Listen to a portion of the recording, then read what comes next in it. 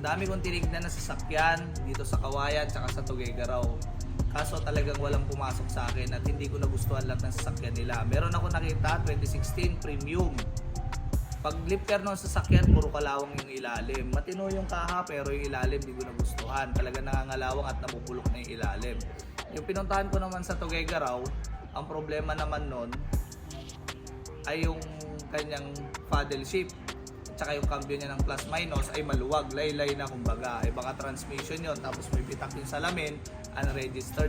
Ito nga pala si Choco, papakilala ko sa inyo, na Gen 3. Talagang napakakinas at zero repaint, wala kayong makikita.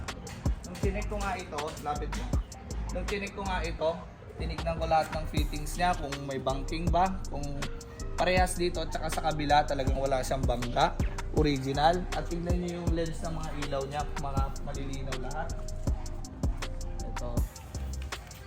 Nung chinik ko ito, nilifter ko rin to bago ko binayaran. Makikita nyo talagang sariwa, walang undercoat, wala lahat, original siya. Makikita nyo wala siyang ka-issue-issue. Hindi for sale ito pang sarili ko. Papakita ko sa inyo yung makina.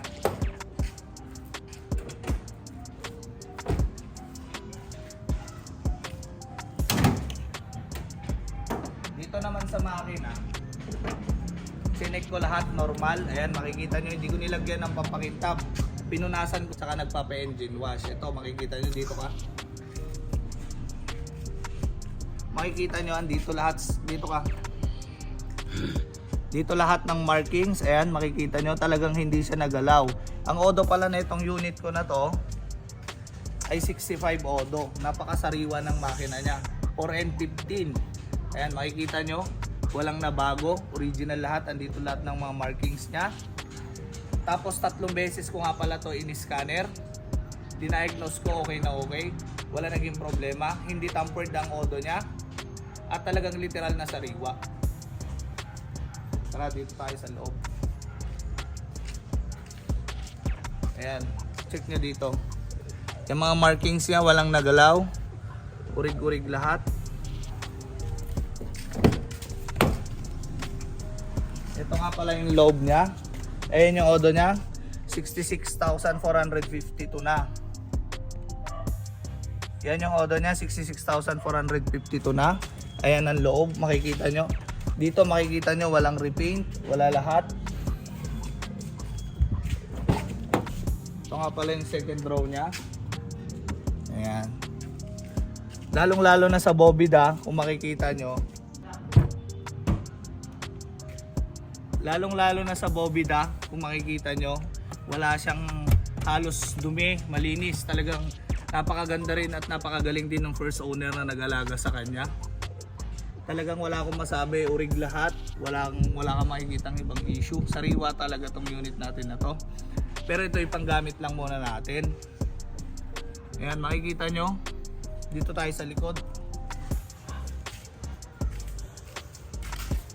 Dito sa likod, check nyo rin yung mga pagitan nito, yung mga space niya.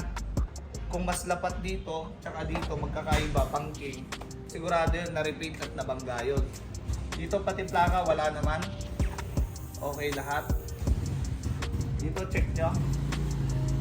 Lapit ka. Ayan. Makikita nyo orig lahat. Ayan. Dito nyo tingnan yung bobida niya, napakalinis. Dito naman, kung mapapansin nyo rin, ito yung jack niya. Ayan.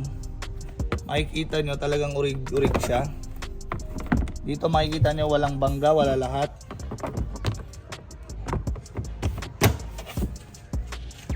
Ito, kompleto. Nagdala pa nga ako ng ilaw. Mura lang din naman to, pag bibili kayo ng second hand. Pag pinalifter nyo, mas magandang iangat nyo. Ayan, para makita nyo. Talaga makikita nyo kung repaint yung sasakyan, kung fade yung sasakyan. Dito makikita nyo lahat ng tornilyo. Talaga lahat ng mga markings yan, nandito lahat. Ayan, makikita nyo yung fittings yan, okay lahat. Zero retouch kasi itong sakyan natin. Ito mga malilit na gasgas na to, tama rin yung dating may-ari. Di bali na makita ko yung mga gasgas kaysa naman na repaint. Kaya napaka solid. napakasariwa. Pati bubong nito, walang problema. Yan. Tingnan nyo dito, halika. Dito naman, chinek ko lahat. Ayan. Pati tapaludo niya, pati itong mga chassis niya ay okay na okay. Ayan, makikita nyo walang UP, walang retouch, wala lahat. Ito nga pala yung mugs niya, makapal pa, kaso 2017 na rin yung gulong. Ayan. Dito, makikita nyo rin ayan, kung gaano kasariwa. Yung iba na nagpaparepaint ng ganito, makikita nyo, mapapansin nyo pati ito nire-repaint. Dito pa lang ay hindi na maganda yung kulay. Hindi nila nakukuha. Ayan, makikita nyo dito, walang repaint talaga. Okay na okay siya. Ayan, tingnan nyo dito. Pati itong mga sidings niya. Okay na okay. Ito. Itong mga maliliit na ganyan, okay lang yan. Huwag lang repaint. Mas maganda kasing may flashlight kayo para lahat din ng singit-singit. Makikita nyo kung may tagas. Makikita nyo kung anong meron doon, kung bakit may tulo, bakit nahugot yung hose, bakit napalitan, bakit to hindi na original. Makikita nyo, kaya malaking tulong din yung flashlight pag titingin kayo ng second hand na sasakyan. Kaya ito, literal na maganda at okay na okay itong sakyan sa akin. Sa dami kong tinignan na Montero na hindi ko nagustuhan, ito talaga yung the best na nakita ko.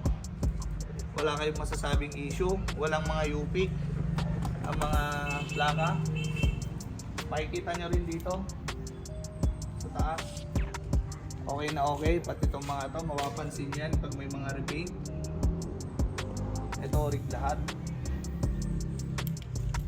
Kaya kung bibili kayo ng sasakyan, yung siguraduhin nyo na ito mahigit 5 hours kung pinagmamasdan, chinek up ko lahat ng engine, pang ilalim, bubong, lahat, pang loob, odometer kung tampered. Okay na okay, pati turbo, original lahat, wala kayong masasabi. Kaya maging wise lang kayo sa pagbili at makakuha rin kayo ng ganito kasariwang sakyan. Tsaka kung hindi naman kayo marunong at di kayo sigurado, mas mabuti pang magbayad na lang kayo ng mekaniko, magdala kayo ng scanner. Dito tayo sa loob, papakita ko rin sa inyo ito.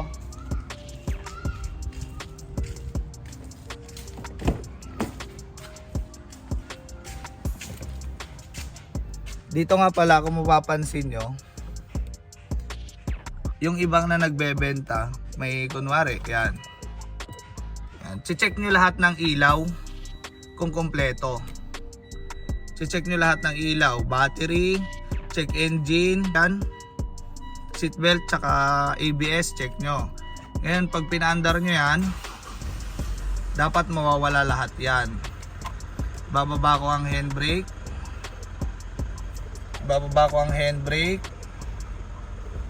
Isi-seat belt natin. Yan. Okay na okay siya. Walang problema. Kasi yung iba na nagbebenta, makapalusot lang. Tatanggalin nila yung mga valve nung mga check engine, ABS. Pero hindi mo mapapansin.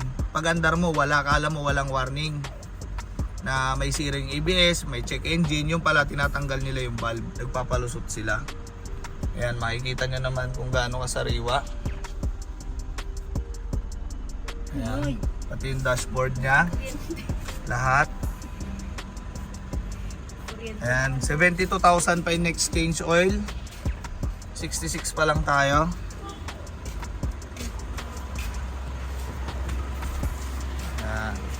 Ito may maliit siyang dimple, okay lang yan. Basta hindi siya repainted. Makikita nyo rin yung taas. Ayan ang bubong. Makinis na makinis. Ayan. Makikita nyo ang andar nya. Okay na okay.